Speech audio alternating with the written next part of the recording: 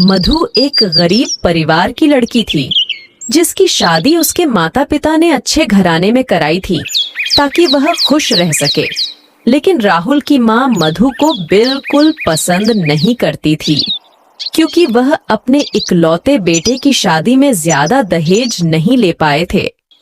इसीलिए करुणा हमेशा मधु से या तो काम कराती या कुछ उल्टा सीधा करने को बोलती, लेकिन मधु एक सीधी और अच्छी लड़की थी, इसीलिए मधु सारा काम बिना किसी सवाल के करती थी।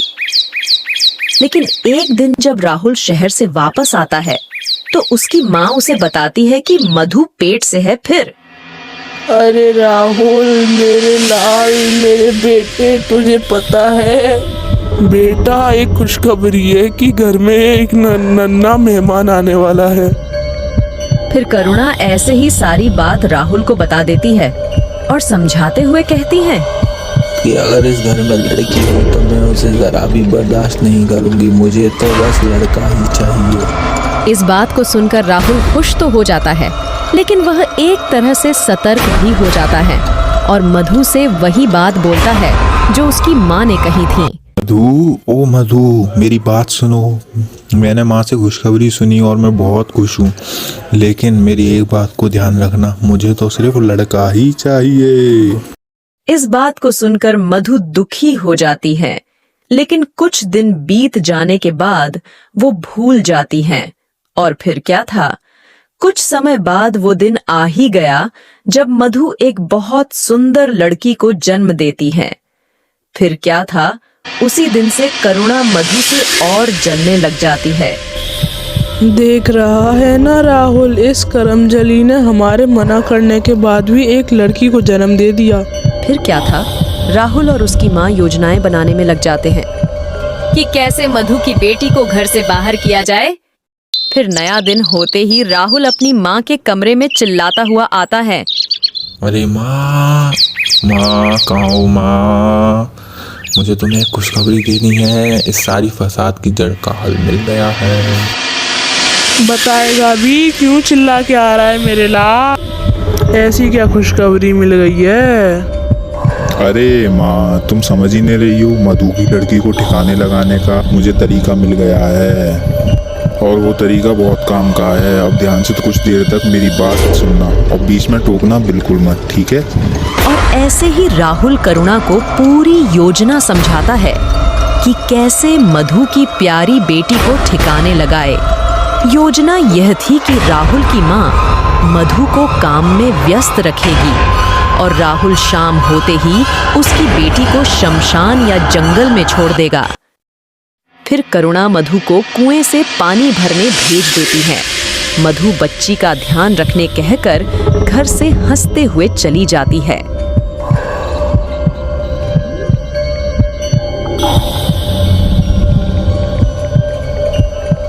लेकिन मधु को लौटते में शाम हो जाती है।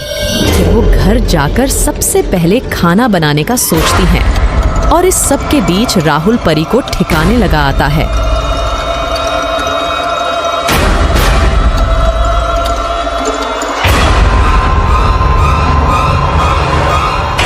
योजना के मुताबिक राहुल परी को लेकर जंगल के रास्ते शमशान जा रहा था और वह ये भी भूल जाता है कि परी उसकी भी बेटी है।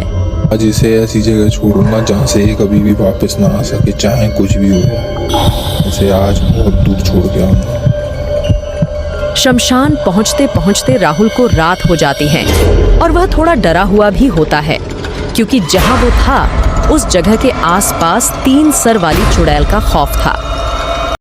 इसको यहीं छोड़ देता हूँ, किसी को क्या ही पता चलेगा, और अब जल्दी से घर की तरफ निकल लेता हूँ, कितना बढ़िया रहेगा। इसलिए राहुल परी को वहां छोड़कर भाग जाता है, लेकिन वो आसपास देखना भूल जाता है और इसी बीच चुड़ैल उसके पीछे खड़े होकर सारा नाटक देख रही होती हैं। भागता कहाँ है यार? रुक मेरे नाश्ते, आज तो मैं खाती रहूंगी। फिर 3 सर वाली चुड़ैल परी को उठा लेती हैं।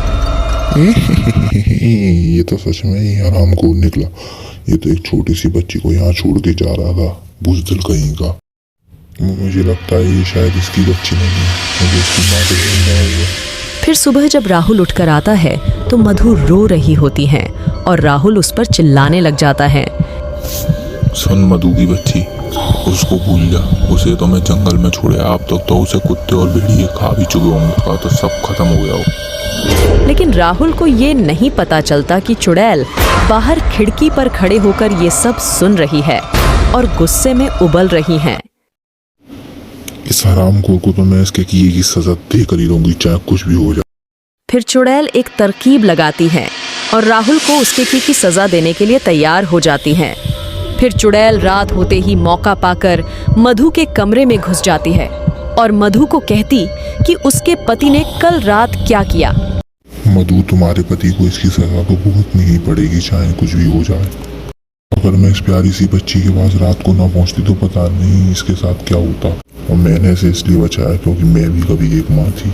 फिर चुड़ैल सीधे जाकर राहुल के पास जाकर उसका गला पकड़कर इस हवा में उठा देती है और राहुल उसकी माँ के कमरे में होता है तो उसकी माँ भी डर जाती हैं। अब तुझे कैसा लग रहा है? बता, तुझे जान से मार दूं? पापी, क्या करा जाए अब तेरे साथ, तू ही बता। मुझे छोड़ दो चुड़ैल, कृपा करके छोड़ दो प्लीज। मैंने कुछ नहीं करा, ये सब मेरी माँ ने मुझसे करवाया था। अब मैं तुम दोनों माँ बेटे को एक ही शर्त पर छोड़ूंगी, अगर तुम मुझसे वादा करोगे तुम मधु को कभी परेशान नहीं करोगे, और दूसरा ये कि उसकी बच्ची का ख्याल रखोगे। उसके अगले दिन से ही मधु के घर में सब ठीक हो जाता है और तो और राहुल और करुणा मधु की बेटी का अच्छे से ध्यान रखने लग जाते हैं। अगर आपको हमारी यह छोटी सी स्टोरी अच्छी लगी हो तो वीडियो को लाइक और चैनल को सब्सक्राइब जरूर करें। ऐसी वीडियो बनाने में बहुत मेहनत लगती है और नई कहानियों के साथ फिर मिलेंगे।